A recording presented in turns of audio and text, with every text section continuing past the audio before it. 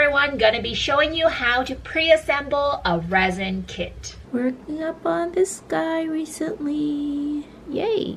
Pre-assembly is really underrated because most people only focus on the paint job and they get to final assembly and their kit can't even stand up or parts start falling off a few months later. It's also the hardest thing about resin kits, and it's what stops most people from ever starting or completing a kit. But don't worry, because Cookie has taught me how to do the pre-assembly and you can learn it from him through me. Here we go. Actually, didn't really want to start on another resin kit. Just wanted to do something really easy and fun after this guy. Cookie keeps trying to make me do a resin kit with him. Yeah, I really like the Jesta. Really like that type of mobile kit. Kind of simple, kind of like the GM. And he's doing the SD Gundam 2. For assembly, you'll want to clean the parts as there can be mold release on it. Mold release is an oily substance applied onto the mold so that the part can come off easily during production. Cookie said people in Korea use this like a teeth implant cleaner to clean resin parts for the mold release. Woo!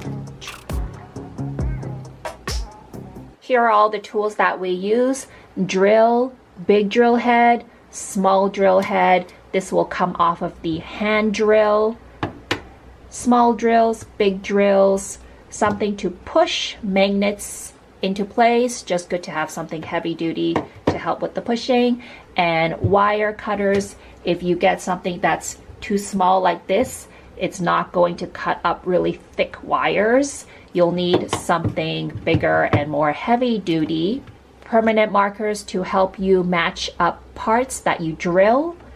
Glue, I prefer the 501. It's thinner and dries faster over the 401. It's thicker and dries more slowly. There's pros and cons to each one. Needle heads to pour in the glue. This is totally optional. You can probably buy these online, but we got them from a nurse friend of ours. If you can't get that, toothpicks work just fine to get the glue into the holes. Wires from any general hardware store is much cheaper than buying hobby wires. You can see how nicely packaged this is from a hobby store. And magnets, also the same, just buy general magnets. And Q-tips to clean up any glue spills. I will show you 2 ways to pre-assemble your kit. 1 with wires and 2 with magnets. Let's start with wires. Wires are cheap and offer a very strong hold as it can go deeper into the part. It's really good for joints or heavy parts. However, it can be a bit more difficult and time consuming to drill 2 holes to match up perfectly. When drilling, start slowly because the drill head can slide around before you make a dent. Here I am drilling a hole into the out peg or male peg. Resin parts do come with some in and out pegs, but not all the time. Sometimes there can be just simply a hole or nothing at all.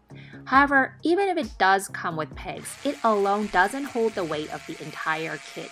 That's why it's better to reinforce it with wires. Now I'm adding some glue into the hole, and the needle head just helps me do that without any spill, and it's just a bit cleaner. You can also just use toothpicks.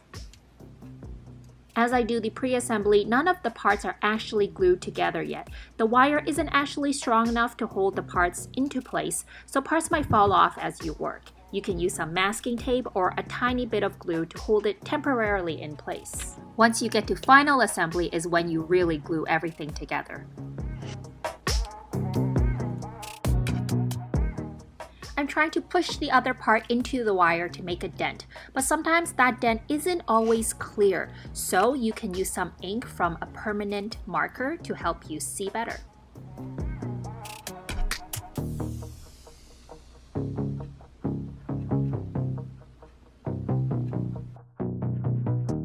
When you drill, make sure you are drilling at the angle of the wire from the other part. I drill just a bit, double check, and drill again.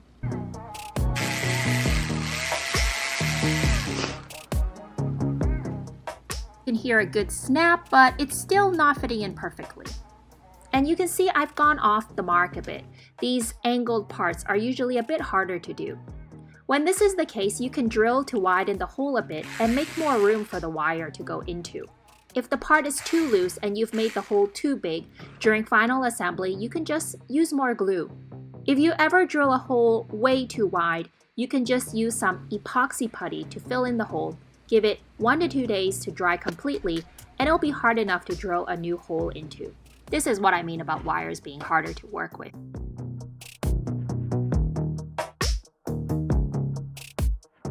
Next, you can use magnets. I love magnets because you can be less precise with the hole you drill, and it allows for disassembly, especially for interchangeable or spare parts. And also, just snapping a part into place looks really cool. However, it is a bit more expensive than wires, and you can't use it to hold heavy parts.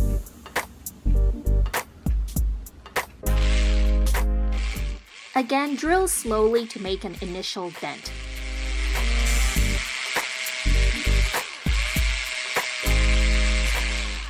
I've chosen to drill this part completely through because I'm installing a magnet.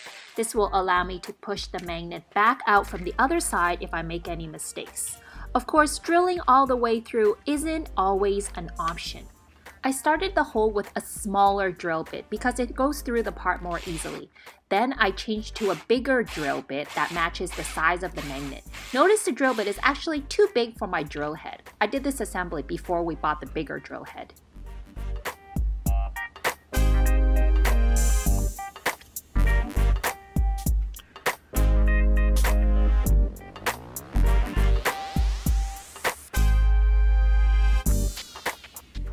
See here how it's sticking out a bit? If this wasn't drilled all the way through and the hole wasn't deep enough, there'd be no way for me to remove that magnet.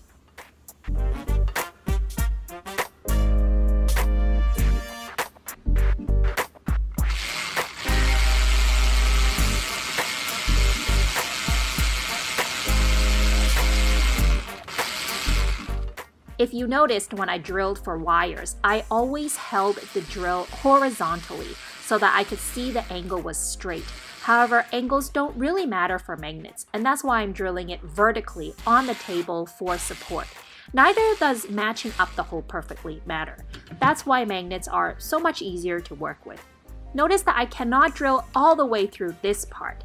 In this case, you can drill the hole to be a bit more loose so you can do some fitting with the magnet to make sure the hole is deep enough before using glue.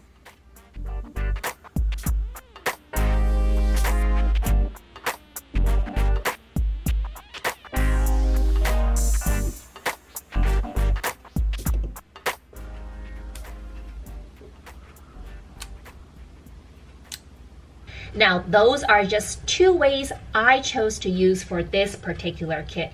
For example, some people don't use magnets at all, and we do use super glue to glue on the really small parts during final assembly. While you can technically glue the entire kit together, glue does weaken over time, and you don't want anything falling off. Also, some people choose to use ball joints, and some kits are even designed for that, but this kit in particular is not.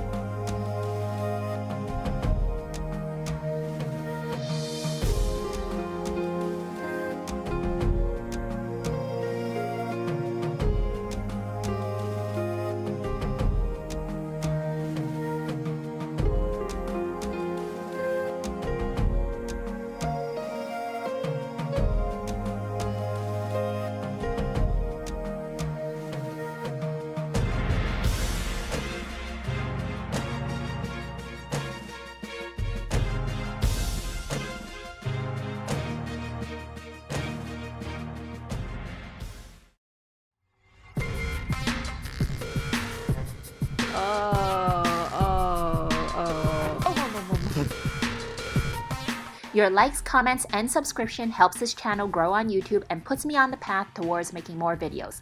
Thanks everyone. Bye!